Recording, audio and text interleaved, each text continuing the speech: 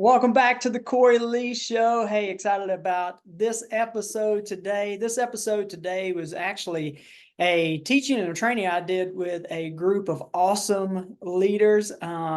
It was actually a women's faith-based group. They are a bunch of leaders who lead different kind of ministries, and they asked me to come in and speak on leadership. And so this is kind of the teaching that I shared with them, and it's about equipping the saints. When you look at Ephesians 4, it says that Jesus himself gave to the church apostles, prophets, pastors, teachers, and evangelists.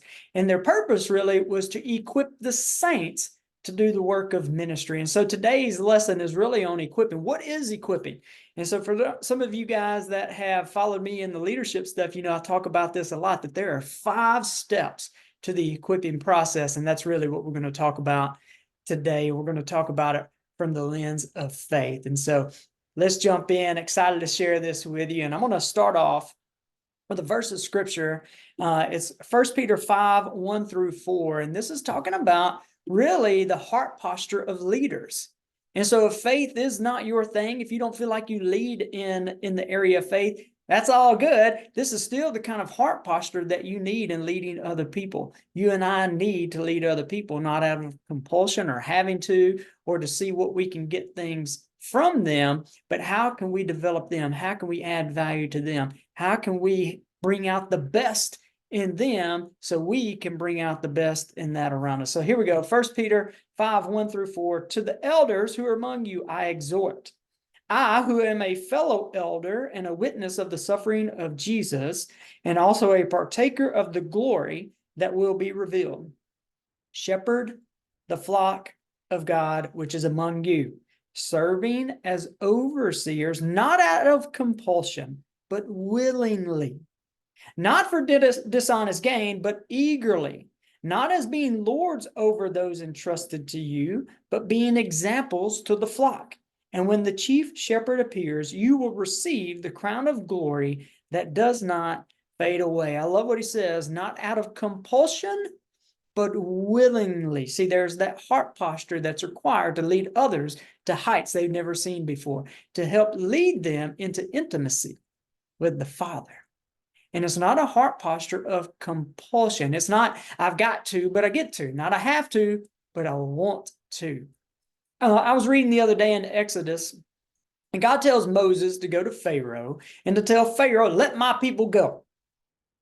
But God says something interesting. He said, God tells Moses, I know Pharaoh is not going to let them go unless it is out of compulsion, unless I make him let them go, unless I break his heart of stone. So we lead not out of compulsion of having to, well, I dread doing this and I dread doing that, but willingly. If you and I were just to be chilling, maybe at the coffee shop, and I were to ask you, what do you see as the biggest problem with leaders today? Think about that. Leaders today, leaders in government, leaders in faith, leaders in business, it doesn't matter the area, but what do you see as the biggest problem with leaders today? And as I've gotten the opportunity to work with leaders all over the country, and obviously we as leaders all have things that we're working on, but one of the biggest issues I see with leaders today is insecure leaders. We are insecure in our ability to lead. See, when I am insecure in my own ability to lead, if me and you are on the same team and I'm leading you, but I'm insecure in my own self and I see talent and potential within you, what I'm going to do is I'm going to make sure to position you in such a way that you need me. I'm only going to give you just enough information. I'm going to give you just enough tools. I'm going to give you just enough resources so that you can get your job done or do the thing that you need to do. But if you need to go above and beyond that, you got to come through me. You need me. But see, when I become secure in my ability to lead, no longer am I concerned with being needed. Now I want to be succeeded. I want to see you grow. I want to see you succeed. So I'm going to give you all the tools. I'm going to give you all the resources. I'm going to give you all the information you need to not only do your job, but to succeed. Because your success does not take away from my success. And if you are to go on to climb higher mountains than me, you go on with your bad self, right? I want you to do that. I want you to succeed, because at the same time, I'm going to keep climbing my mountain. But as I'm climbing, I'm pulling other people up too. See, the people we lead, they've got 3 questions that we've got to be able to answer as leaders. And the first question is, do you care about me? Do you even care about me? You know, people can tell if you're just putting up with them or just tolerating them, or if you truly care about them. You can as well. You can tell if people are just putting up with you, if they're just tolerating you, or if they actually care about you. And so, do you care about me kind of speaks into how do we see people? What's the lens through which we see and look at other people? Do I see people as projects that need to be fixed? They just broke? Do I see them as obstacles in my way? Get out the way. I got people to see. I got places to go, and you just off in my way. Or objects to be used for my own purposes. Do you even care about me? Something I've heard John Maxwell say, the moment you stop caring about the people you lead, that's the moment you need to get on out of leadership, because no longer will you serve them, you'll start to abuse them and use them. And so this comes down to, how do we see other people? The second question is, can you help me? See, people want to be a part of winning teams. And the thought is if I come underneath your leadership, you're going to help me win because you're a winner. People want to come underneath your leadership because they see you succeeding. They see you doing things. And the expectation is that you're going to help them grow as well. When I was in the Boy Scouts, we would go camping, and we had this phrase at the campsite whenever we packed up to leave. And the phrase was, you got to leave it better than you found it. And I believe we need to bring that phrase over into the lane of leadership. That if anybody comes underneath my leadership, no matter how long or the time frame, that they experience growth, that they are better when they leave than when they came. Whether it's 18 years, 18 months, or 18 days, they experience some kind of growth for having been underneath my leadership for a time. The last question is can I trust you? I love this question here. Can I trust you? See, trust is the foundation of all relationships, but it's really the foundation of all leadership as well. And I want you to think about if you've ever experienced, maybe you've been underneath leadership, whether on a sports team or work team, where trust was broken, where the leadership did something that broke trust. And think about that moment, and how engaged were you when you were underneath that leader? Probably not very engaged, right? Because you couldn't trust them. And what trust says is, can I trust you enough to give you my best? Can I trust you enough to give you my best? See, when there's a low trust or a lack of trust, there's always a reservation. There's always some kind of holding back. So trust is what brings out the best in people. I like what Peter says right after that. He says, don't lead for dishonest gain, but eagerly. And see, this poses the question of why. Why do you lead? Why do you want to be in leadership? Why are you looking for a title or a position? Why do you want people to follow you? Is it for the perks? Is it for the power, the prizes? See, some people, they like the perks of being a leader, but they don't want to pay the price. And the price is in service to other people. It's bringing out the best in others. And what I have found is most everybody starts on the borrowed belief of other people. Every single great person I've read about, every single great person I've met, and even in myself, they all say the same thing. He believed in me before I believed in me. She believed in me before I believed in me. People start on the borrowed belief of other people. One of my favorite quotes, if you've listened to this podcast long enough, you've probably heard me say it a few times, but it's treat a man as he appears to be and he remains the same.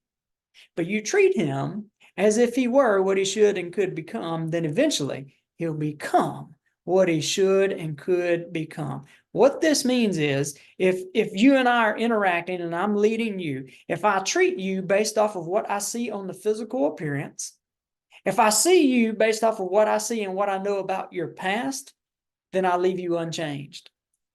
But if I treat you based off of how how the Lord sees you, and if I change my perspective, and if I keep calling you higher, if I keep elevating your eyes, eventually you're going to believe it.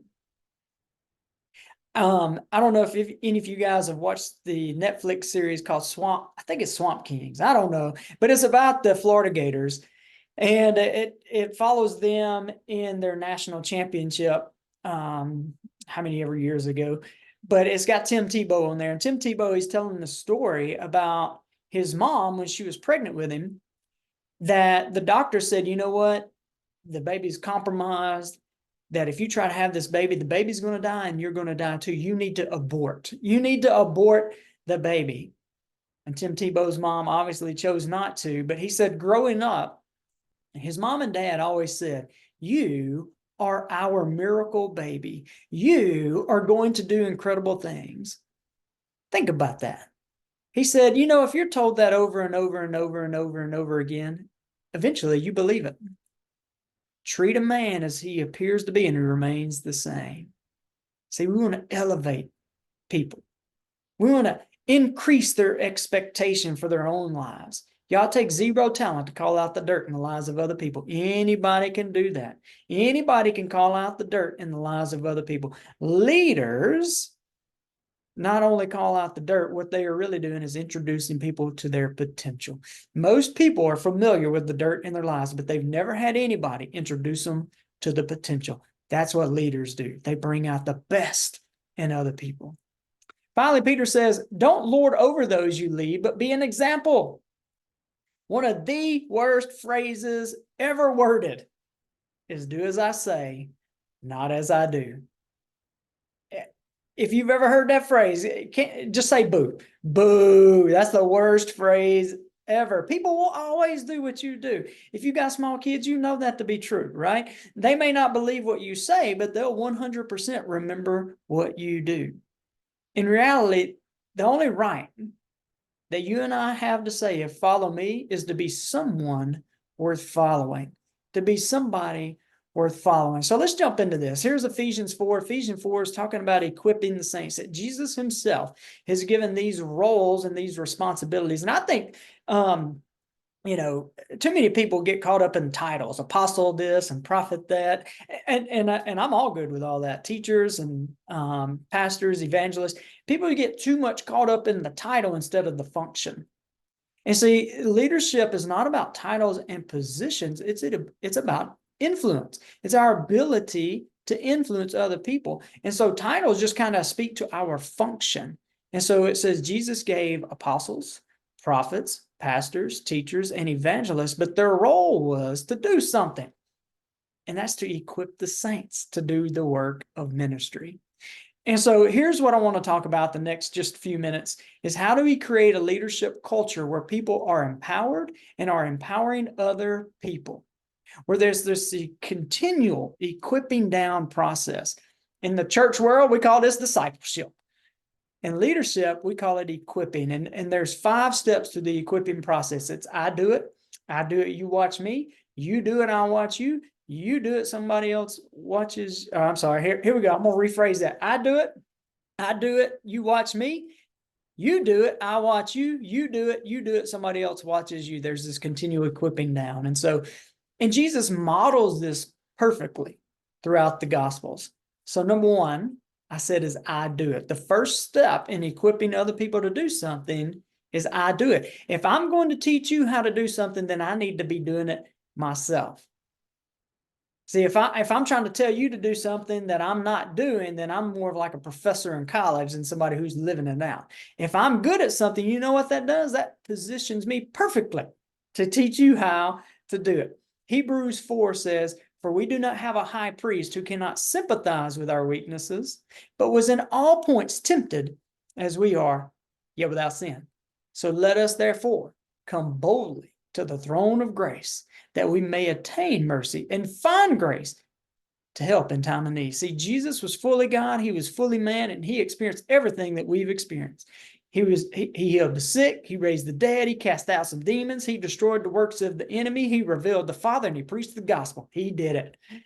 Number 1 is I do it. Number 2 is I do it, you watch me.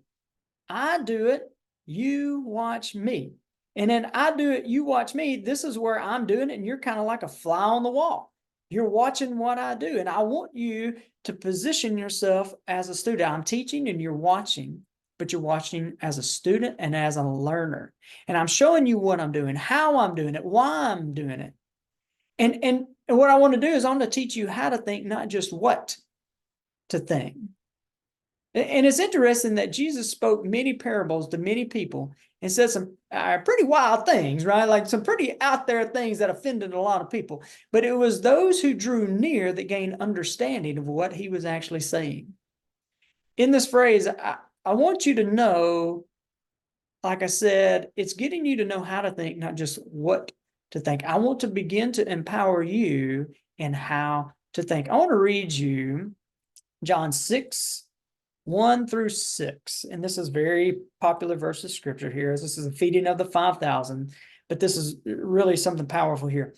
After these things, Jesus went over the Sea of Galilee, which is the Sea of Tiberias. Then a great multitude followed him, because they saw his signs, which he performed on those who were diseased. And Jesus went up on the mountain, and there he sat with his disciples. Now the Passover, a feast of the Jews, were near. Then Jesus lifted up his eyes, and seeing a great multitude coming toward him, get this, he said to Philip, "Where shall we buy some bread for these folks?